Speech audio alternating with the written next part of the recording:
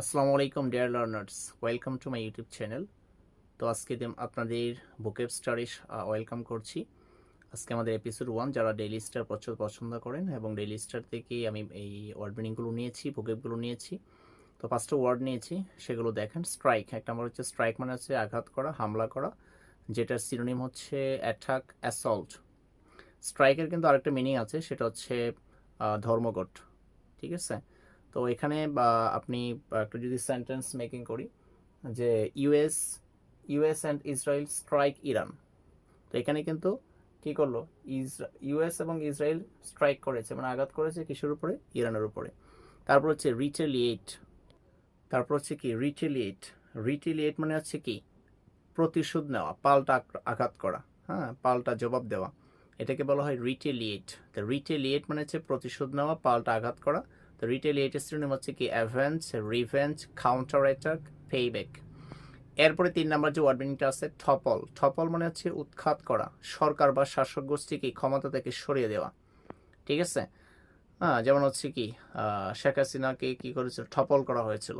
হ্যাঁ, সরকার শাসক গোষ্ঠীকে কি সরিয়ে দেওয়া হয়েছিল, এটাকে হচ্ছে কি টপল বলা হয় এটাকে। তারপর হচ্ছে ইন্টারসেপ্ট।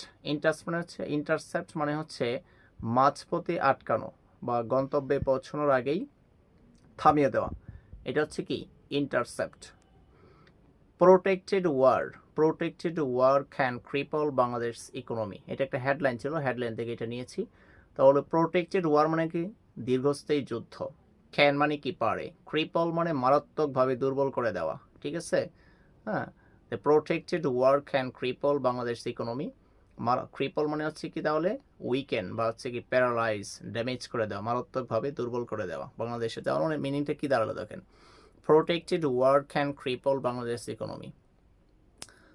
প্রোটেক্টেড দীর্ঘস্থায়ী যুদ্ধ কি করতে পারে, ক্যান পারে, ক্রিপল মারাত্মকভাবে দুর্বল করে দিতে বাংলাদেশের যে ইকোনমিটা, অর্থনীতিটা কি করতে দিতে পারে, যে দুর্বল করে দিতে পারে। ঠিক আছে?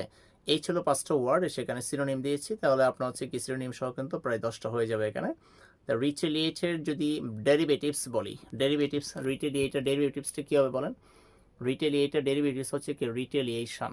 হ্যাঁ, তারপর হচ্ছে ইন্টারসেপ্টের নাউন কি হবে? রিটেলিয়েটের ডেরিভেটিভস মানে নাউন ফর্ম, নাউন হচ্ছে রিটেলিয়েশন, হ্যাঁ, প্রতিশোধ। আর ইন্টারসেপ্টের নাউন হচ্ছে কি, এটাকে বলা ইন্টারসেপ্টর হচ্ছে ইন্টারসেপশন, এটাকে বলা হচ্ছে কি নাউন। এটা এই প্রসেসটাকে বলা হয় ডেরিভেটিভস। আমরা ডেরিভেটিভসগুলো হচ্ছে কি আস্তে আস্তে জানবো, শিখবো ইনশাল্লাহ। তো আজকে এই পর্যন্তই, সে বলে ভালো থাকুন, সুস্থ থাকুন, আল্লাহ হাফেজ।